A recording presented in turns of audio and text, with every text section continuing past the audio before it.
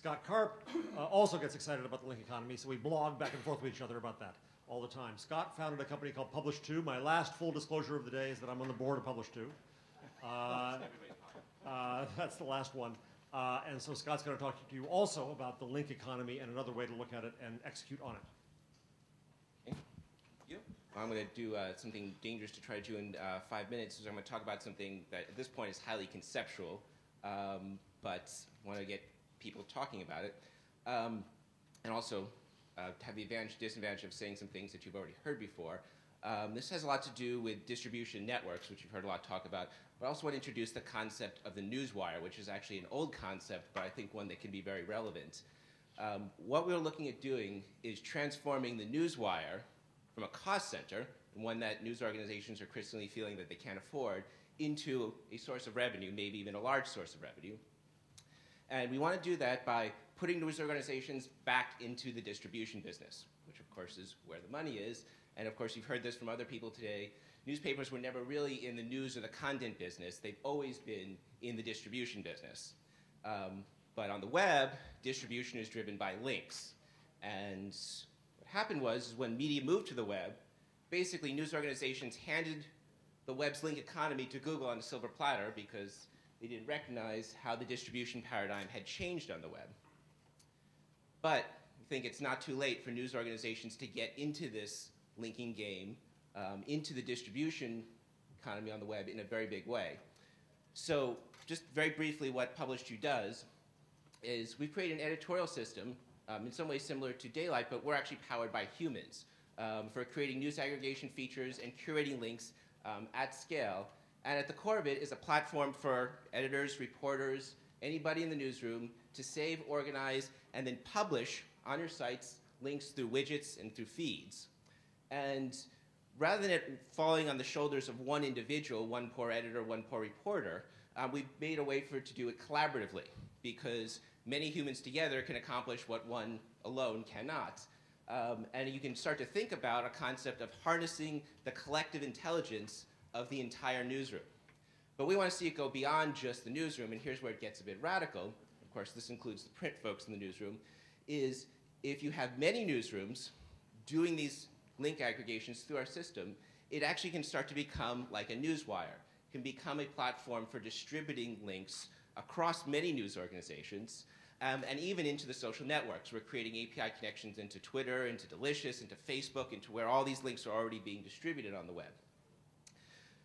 So the question then is, why do we need a newswire for links? Why can't we as a news organization, as a media company, just do this by ourselves? Why do we have to tap into a newswire, do it on some kind of common platform? And I think the answer is what I was referring to before, is that together, human editorial intelligence, if you map together all the human editorial intelligence across all the newsrooms in the world, you could actually get something that could compete with algorithms in filtering all the vast content of the web, which seems sort of an impossible task for a human to do, and why algorithms have been so successful. And I think together, news organizations together, they could actually create a link-driven distribution system, a newswire for links that could actually compete with search at that scale for influencing what content gets attention on the web. And so I want to sort of anticipate what the reaction is, especially the big media company, to a notion like this of connecting together with other media companies. Is, we'll go off and do this by ourselves, which we already are. We're already getting into the aggregation business. Okay? And the thing is, any individual media company can't at the scale that I'm talking about. Okay? On the web, news orgs have lost their monopoly, and they're just one news on the node on the network, so even a big media company has limited scale. But together, they could have incredible scale. Okay? Because Google makes all its money off of harnessing the entire network, the entire web. And to unlock the economic value in the web in the distribution model, news orgs need to create together a really large network. Okay? Because as you heard from Tom, the larger the network, the more value that it creates. Okay? The reaction says, no, we have to own it because that's what media companies have traditionally done, right? But you can't own the network. Even Google doesn't own the network. So to create a big network like this, you actually have to collaborate. And that actually requires the inverse of the traditional business model. But if you think about it, newswires have always been about collaboration. So to get to the punchline here about the business model, just how do you monetize, if you created such a network for links, the web, how would you actually monetize it? I don't think that you're going to do it through display advertising, because display advertising really has become, in many ways, an old media commodity. And I saw 25% average CPM the other day, which figure out how much you can buy with, say, $250,000 at a 25-cent CPM. What we want to do is actually create a new form of advertising whose value to the consumer is perfectly aligned with the value of news aggregation to the consumer, because this is what search advertising does.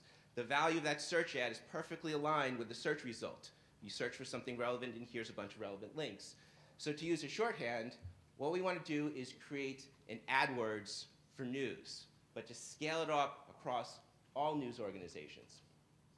We want to create, last slide, a giant liquid marketplace for news. So that's the big vision. The bigger it is, the more pricing power it has.